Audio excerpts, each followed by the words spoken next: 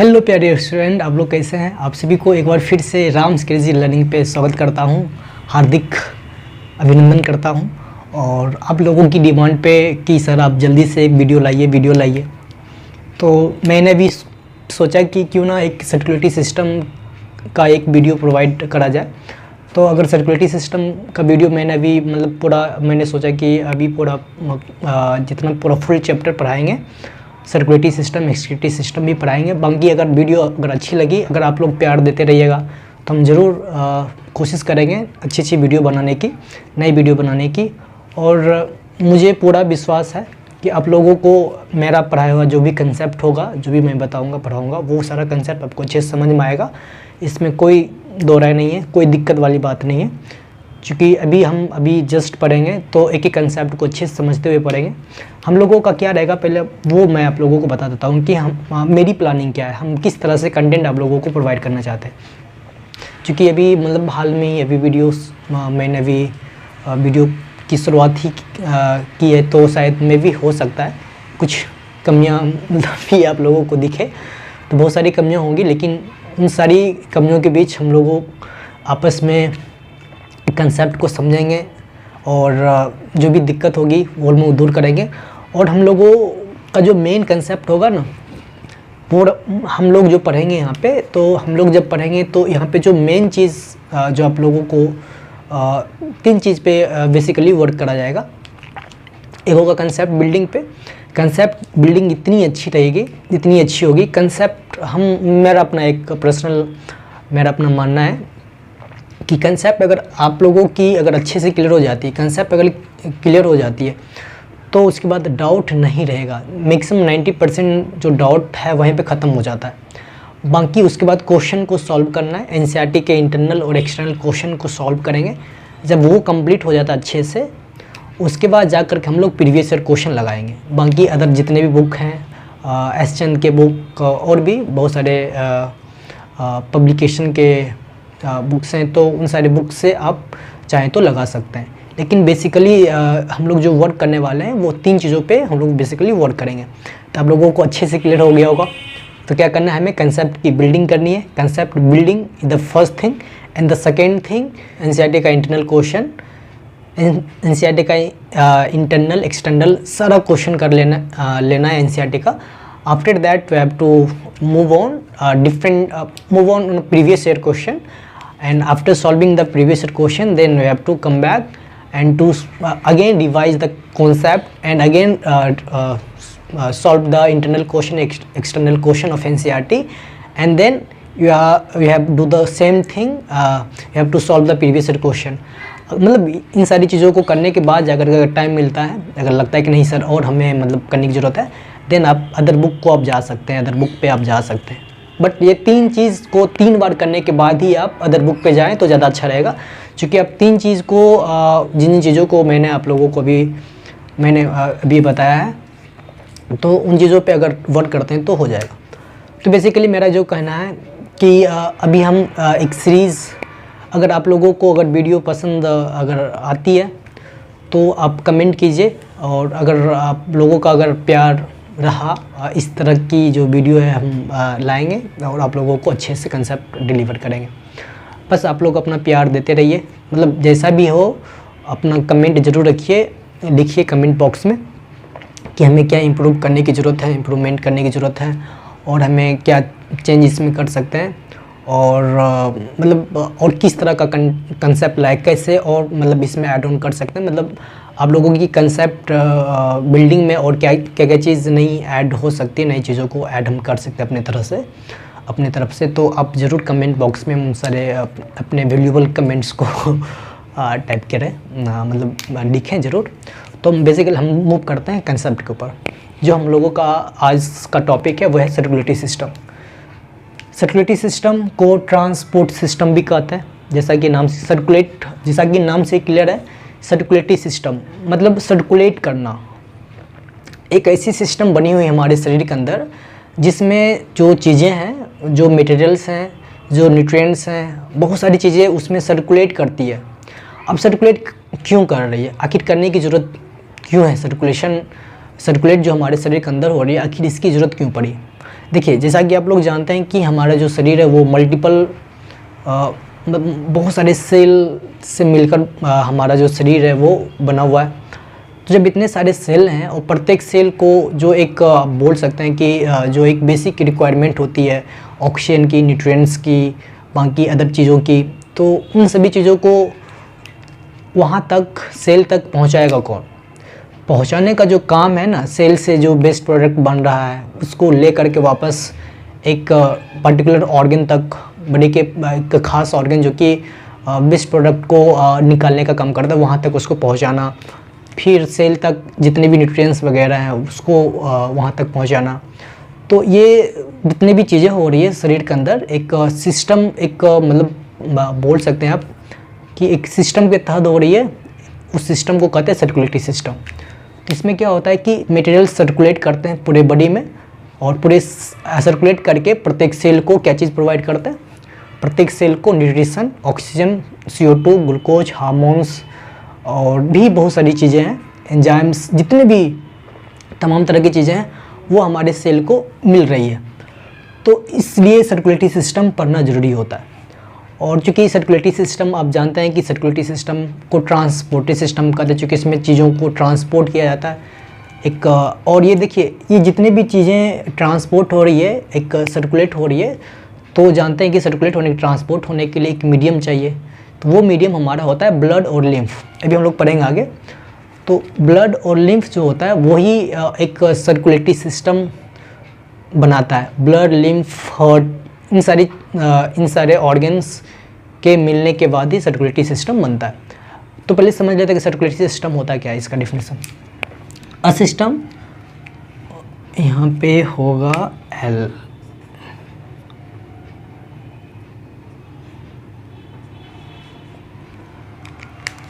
A system which deals with the transportation of materials like O2, CO2, urea, hormones, sugar, amino acid, salt from one part of body to different part of body।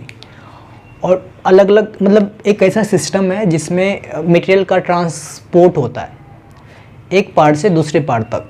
देखिए, transport में बहुत सारी चीज़ें आ जाती है इसमें कि CO2, urea, मतलब पहले जो इसेंशियल चीज़ है जिसको सेल को चाहिए, और जो भी मतलब एक बोल सकते हैं ना जो बेसिक फंक्शन होता है, एक जो बेसिक मेटाबॉलिज्म सेल का एक होता है, शरीर का होता है, उसको चलाने के लिए, उसको मेंटेन रखने के लिए तो वो न्यूट्रिशन चाहिए। तो न्यूट्रिशन O2, CO2 जिसे हो गया hormone, sugar, amino acid, salt और भी बहुत सारी चीज़ें। तो उसको ये सारी चीज़ें किसको चाहिए? सेल को चाहिए। सेल को मिल जाएगा। फिर सेल में जब ये मेटाबोलाइज होगा, सेल मेटाबोलाइज करने के बाद, तो मेटाबॉलिक फंक्शन करने के बाद फिर सेल के अंदर से जो भी वेस्ट प्रोडक्ट बनेगा वो वापस से निकल करके ब्लड में आएगा। फिर ब्लड क्या करेगा उसको, या जो भी और फ्लूइड टिश्यूज़, फ्लूइड्स हैं वो फिर डिफरेंट पार्ट ऑफ बॉडी तक पहुंचाएगा, फिर उसको एक्सक्रीट आउट करेगा। तो ये होता है। तो मतलब न्यूट्रिशन को सेल तक पहुंचाना, फिर सेल में जो भी चीज़ बन रही है वेस्ट प्रोडक्ट, उस वेस्ट प्रोडक्ट का वापस से ब्लड में आना, फिर जा करके कहाँ चला जाना? एक्सक्रीटरी ऑर्गन के थ्रू एक्सक्रीट हो जाना, बाहर निकल जाना। तो ये पूरा फंक्शन हमारे सेल के अंदर होता है। अरे कहना क्या चाहते हो? आई मीन कि शरीर के अंदर होता है। सोचिए, मतलब शरीर के अंदर बहुत सी जैसे आप ऐसे समझ सकते हैं कि एक घर है, घर के ऊपर एक टैंक रखा हुआ है, tank is like a heart. फिर वहाँ से सारी चीज़ें, पानी सप्लाई होती है, प्रत्येक रूम तक पानी का सप्लाई होता है, प्रत्येक रूम तक पानी पहुँचता है, और वो पानी जो जाता है एक पाइप के थ्रू जाता है। तो उसी तरह से हमारा जो शरीर है, शरीर के अंदर एक हार्ट होता है। Heart is a something like a pumping organ. ये पंप करता है, पंप करके ब्लड को एक पाइप के थ्रू सेल तक पहुंचाने का काम करता है। तो एक पाइप होती है, जिस तरह से पानी जो होता है एक पाइप के थ्रू प्रत्येक रूम तक पहुंचती है, मतलब पहुंचता है, घर तक पहुंचता है। उसी तरह से हमारे शरीर के अंदर जो ब्लड होता है वो प्रत्येक सेल तक पहुंचता है एक पाइप के थ्रू। अंदर में भी एक वेसल होता है जिसको ब्लड वेसल कहते हैं। इस तरीके से चीज़ों का ट्रांसपोर्टेशन होता है, चीज़ें एक जगह से दूसरी जगह जा पाती है। ज़रा सोचिए, अगर पाइप में गड़बड़ी आ जाती है तो क्या होगा? ट्रांसपोर्टेशन क्या हो जाएगा? स्टॉप हो जाएगा ना। फिर अगर मतलब टैंक ही फूट जाए, टैंक अगर फूट जाता है तब क्या होगा? अगर टैंक में होल हो जाए या टैंक किसी तरह से ब्लास्ट कर जाए या टैंक में छेद हो जाए, देन व्हाट हैपन? मतलब टैंक से हम लोग रिजेंबल कर रहे हैं अपने हार्ट को, तो heart is something like a tank. तो अगर उसमें किसी तरह की होल हो जाता है, अगर वो ब्लास्ट हो जाता है किसी कारण, बस अगर पाइप में गड़बड़ी आ जाती है, फिर ट्रांसपोर्टेशन बाधित हो जाती है, ट्रांसपोर्टेशन स्टॉप हो जाता है, रुक जाता है। फिर इस केस में हम बीमार पड़ जाते हैं। और हो सकता है कि ट्रांसपोर्टेशन कहाँ पे स्टॉप हुआ है ना, तो वो ट्रांसपोर्टेशन के स्टॉपिंग का जो साइट है उसको देखते हुए हम क्या होते हैं कि हम कितना गंभीर बीमार पड़ेंगे, कितना मतलब कम बीमार पड़ेंगे, तो वो चीज़ें होती है। तो ये समझ में आया ट्रांसपोर्टेशन क्या होता है। चलिए, अब जो ये होता है, ये 3 पार्ट से मिलकर बना होता है। ट्रांसपोर्टेशन एक ट्रांसपोर्ट सिस्टम या एक सर्कुलेटरी सिस्टम बेसिकली 3 पार्ट से मिलकर बना होता है। इसमें 3 चीज़ें होती है। एक तो हो गया हार्ट, जिसको हम लोग पंपिंग ऑर्गन कहते हैं। ये चीज़ों को पंप करता है। ये अगर पंप नहीं करेगा तो फिर चीज़ें जो मटेरियल्स हैं वो ब्लड में जो घुले हुए मटेरियल्स हैं वो फिर पहुंचेगा नहीं प्रत्येक सेल तक। तो पंप करना जरूरी है, पंप मारता है। कौन है ये लोग, कहाँ से आते हैं? फिर हो गया ब्लड वेसल्स। ब्लड वेसल्स में बेसिकली 3 इसमें आप लोगों को ब्लड वेसल्स में पढ़ना है। ब्लड वेसल्स 3 टाइप के होते हैं, आर्टरीज, वेन और कैपिलरीज। आर्टरीज, वेन और कैपिलरीज। आर्टरीज जो हार्ट से ब्लड को लेकर सेल तक जाता है उसको आर्टरीज कहते हैं। वेन जो प्रत्येक पार्ट ऑफ बॉडी से या सेल से ब्लड को लेकर के, मतलब सेल में ब्लड नहीं होता है, सेल में मतलब जितने भी वेस्ट प्रोडक्ट होते हैं, तो प्रत्येक पार्ट ऑफ बॉडी से जो ब्लड जिस वेसल्स के थ्रू मतलब हार्ट में आता है उस वेसल्स को हम लोग वेन कहते हैं। और कैपिलरीज जहाँ पे जाकर के देखिए, सेल जो होता है ना मतलब मटेरियल को वो लेता है, ऑक्सीजन, मतलब जितनी भी चीज़ें होती है उन सभी चीज़ों को सेल क्या करता है, ऑब्टेन करता है, प्राप्त करता है। किससे? कैपिलरीज से। कैपिलरीज एक बहुत सी पतली सी पाइप होती है, पतली वेसल्स होती है, बहुत ही पतली। कहा जाता है कि कैपिलरीज मतलब एक समय में कैपिलरीज में केवल एक ही आरबीसी उसमें जा सकता है। सोच सकते हैं कि आरबीसी 5 माइक्रोमीटर के आसपास होता है, उसकी जो साइज़ होती है आरबीसी की, और इतनी साइज़ का वो उसका डायमीटर होता है कैपिलरीज का, सोच सकते हैं। तो ये मतलब कितना स्मॉल है, just imagine. Oh my God!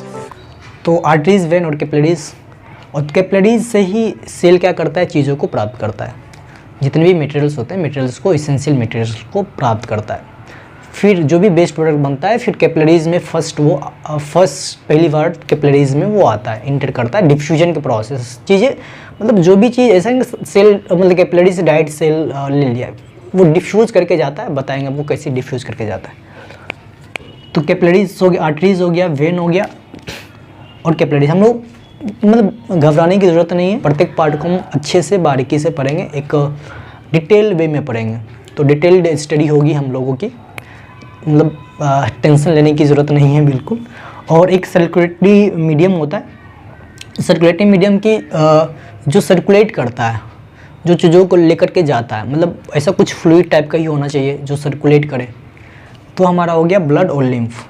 Blood और लिम्फ एक सर्कुलेटरी मीडियम है जो चीज़ों को अपने अंदर घुला करके फिर यहाँ से वहाँ मतलब शरीर के प्रत्येक पार्ट तक वो पहुँचाने का काम करता है। तो इसलिए इसको क्या कहते हैं, सर्कुलेटरी मीडियम कहते हैं। तो पहले तो आप लोगों को ये अच्छे से समझ में आ गया होगा सर्कुलेटरी सिस्टम होता क्या है। एक ऐसा सिस्टम है जिसमें जो मटेरियल होता है वो शरीर से एक पार्ट से दूसरे पार्ट तक जाता है, उसको सर्कुलेटरी सिस्टम कहते हैं। तो ये डिफिनेशन आप लिख सकते हैं, अगर आता है कि क्या होता है तो आप ये डिफिनेशन लिख सकते हैं। ये बना होता है 3 पार्ट से। एक हो गया pumping organ, blood vessel, circulatory medium, ये बता चुके हैं। ये हार्ट हो गया, आर्टरीज, वेन और कैपिलरीज। अच्छे से हम एक एक करके स्टडी करेंगे तो आपको अच्छे से समझ में आ जाएगा। नेक्स्ट वीडियो में हम लोग एक एक करके पढ़ेंगे। ये हो गया लंग्स।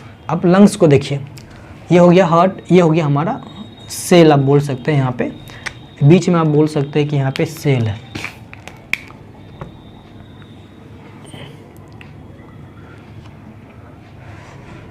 तो देखिए होता है कैसे, ये हार्ट है, यहाँ पे हार्ट, तो हार्ट पहले ऑक्सीजनेटेड ब्लड हार्ट में आता है, हार्ट पंप करता है, पंप करने के बाद ये गया ऑक्सीजनेटेड ब्लड। ऐसा नहीं कि ये जो मोटी पाइप है ये जो जा रहा है दैट इज़ आर्टरीज, ये क्या हो गया आर्टरीज, ब्लड ऐसे जा रहा है।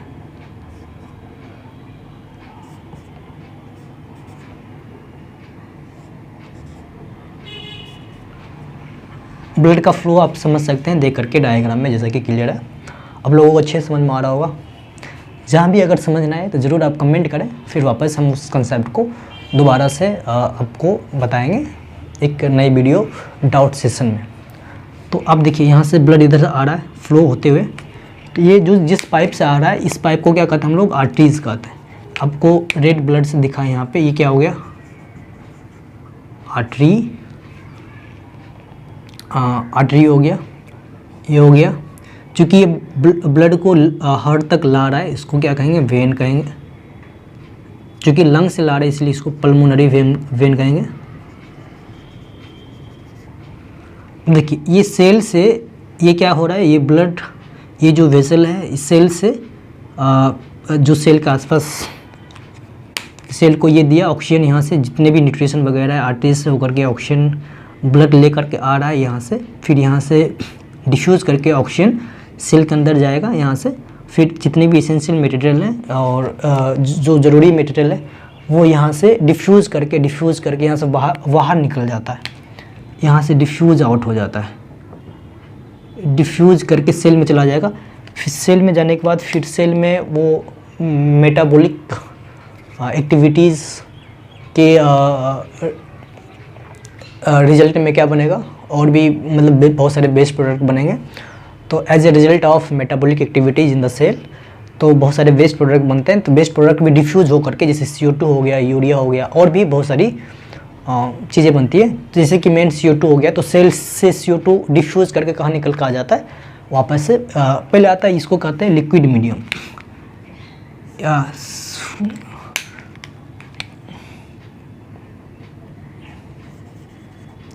सेलुलर फ्लूइड कहते हैं। सेल के आसपास की जो फ्लूइड होते हैं उसको सेलुलर फ्लूइड कहते हैं। तो ये जो आर्टरी से आ रही आर्टरी से ये हो गया कैपिलरीज, ये हो गया अपना, ये आप देख सकते हैं ये हो गया कैपिलरीज।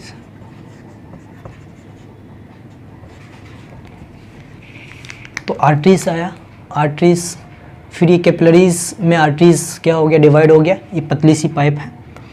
डिवाइड होने के बाद फिर यही जो एक पाइप है, फिर ये जब ब्लड इधर से क्रॉस कर रहा होता है इस पाइप से होकर जा रहा होता है, तो ब्लड क्या करता है यहाँ से ब्लड में जितने भी मटेरियल हैं CO2 मतलब आई मीन कि ऑक्सीजन न्यूट्रिएंट्स ऑक्सीजन हो गया, बहुत सारे न्यूट्रिएंट्स हो गए, मिनरल हो गया, सॉल्ट हो गया, वो सब डिफ्यूज़ करके सेल के अंदर आ जाता है। पहले तो डिफ्यूज़ करके आएगा सेलुलर फ्लूइड में, फिर सेलुलर फ्लूइड से फिर डिफ्यूज़ करके सेल में जाएगा। फिर सेल में जो भी सेल में क्या होगा, सेल में मतलब सेल मेटाबोलाइज करने के बाद मेटाबॉलिक एक्टिविटी सेल में होने के बाद फिर यहाँ पे क्या होगा, जो भी बेस्ट प्रोडक्ट बनेगा तो वो बेस्ट प्रोडक्ट फिर वापस निकलेगा, डिफ्यूज़ करके आएगा सेलुलर फ्लूइड में। सेलुलर फ्लूइड में आने के बाद फिर डिफ्यूज़ करके कैपिलरीज में जाएगा। तो ब्लड ऐसे यूँ जा रहा है, इस तरह से ब्लड आ रहा जा रहा है, इधर से ब्लड कंटिन्यूसली क्या करते जा रहा है, फ्लो करते जा रहा है। तो जब ये फ्लो यहाँ से कर रहा होता है तो यहाँ से चीज़ें निकल के बाहर आती है, फिर यहाँ से सेल के अंदर चली जाती है।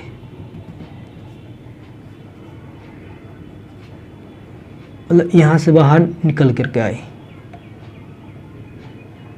फिर यहाँ से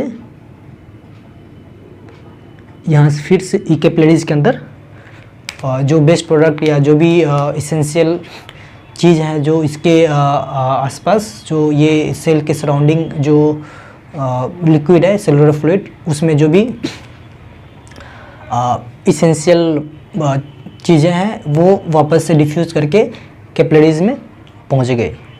और कैपिलरीज यहाँ पे चूँकि कैपिलरीज क्या एक तरह का एक बहुत ही पतली सी वेसल है, ब्लड वेसल है, और ये कॉन्टीन्यूस है और इसमें ब्लड लगातार फ्लो होते जा रहा है।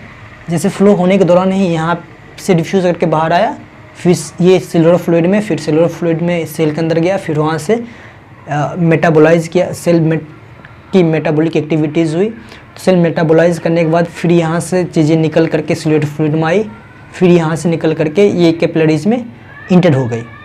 जितने भी मटेरियल थे वेस्ट प्रोडक्ट या जो भी कभी कभी इसेंशियल मटेरियल भी निकल जाते बाहर और वो वापस से सेल के अंदर आ जाते हैं। तो ये आ गए, फिर ये सारे मटेरियल इसके अंदर आ गए, फिर ये सेल ये क्या होता है, ये सारी कैपिलरीज फिर एक जुड़ करके एक वेन का निर्माण करता है। तो ये वेन हो गया। तो ये वेन, तो ये क्या करता है, ये सेल से ना ब्लड को क्या करता है, लाता है, प्रत्येक पार्ट ऑफ बॉडी से ब्लड को ला करके सेल हार्ट के अंदर डाल देता है। तो जो प्रत्येक पार्ट से ब्लड को ला करके हार्ट में डालता है, जो ला करके हार्ट में डालता है उसको वेन कहते हैं। अगर ये कंसेप्ट क्लियर हो गया ना, फिर आपको ये पल्मोनरी वेन और पल्मोनरी आर्टरीज में जो एक बोल सकते हैं जो डाउट होता है ना, वो डाउट दूर हो जाएगा। तो आई होप ये समझ पा रहे हो आप। तो इसमें आया, फिर यहाँ से क्या हो रहा है, आप यहाँ बताइए इसको क्या कहेंगे हम। चूँकि ये हार्ट अब क्या हो रहा है, ब्लड को लेके जा रहा है, हार्ट से जो भी ब्लड को लेके जाए उसको आर्टरीज कहता है। पहले तो आर्टरीज कहेंगे। और चूँकि ये कहाँ तक जा रहा है, लंग्स तक जा रहा है लेकर के, और चूँकि लंग्स तक जा रहा है हार्ट से, तो क्या होने के लिए जाएगा, ऑब्वियस सी बात है, लंग्स तक जा रहा है हार्ट से, तो क्या होने के लिए जाएगा, वो जाएगा प्योर होने के लिए। अभी ये इम्प्योर है, ये जाएगा क्या होने के लिए, प्योर होने के लिए। तो ये क्या है, तो पल्मोनरी आर्टरीज हो गया।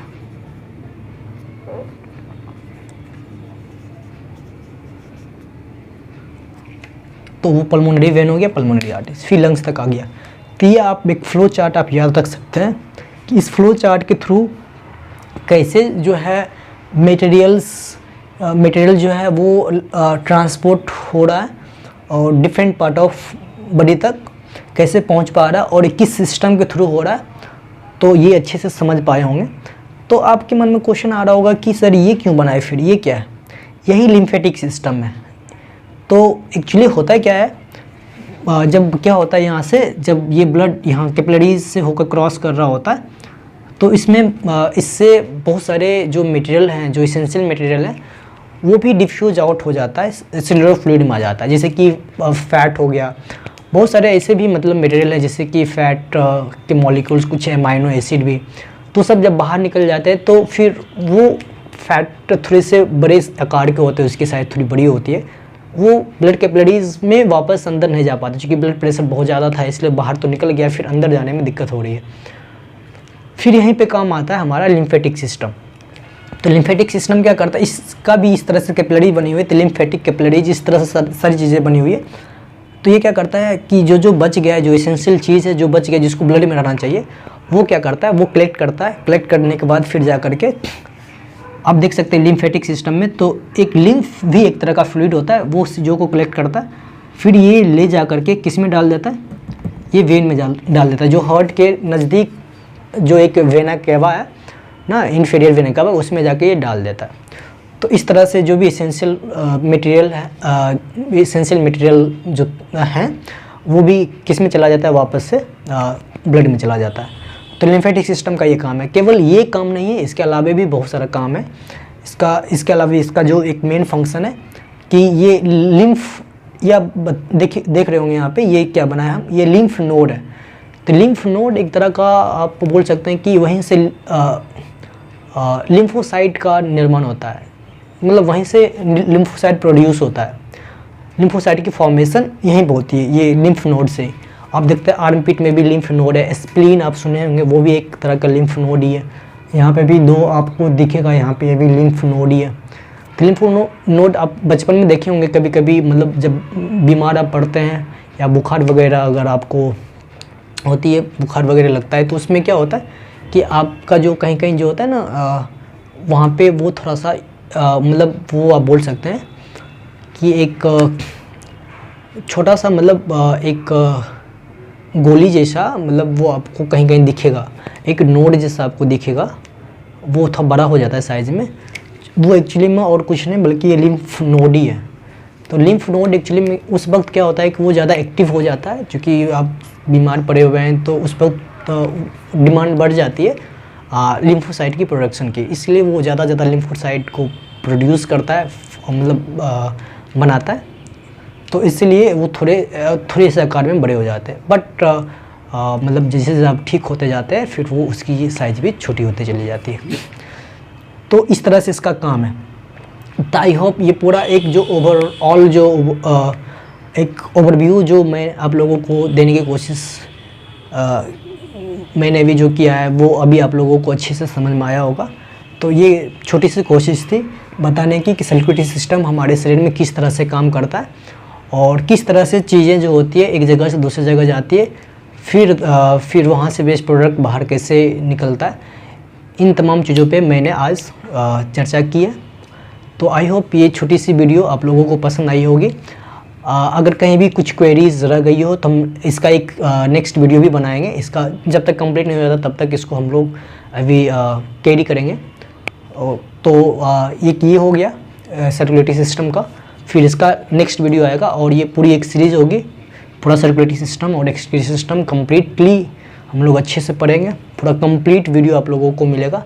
हाँ, अगर कुछ क्वेरीज रहती है तो कमेंट बॉक्स में उस क्वेरीज़ को लिखें।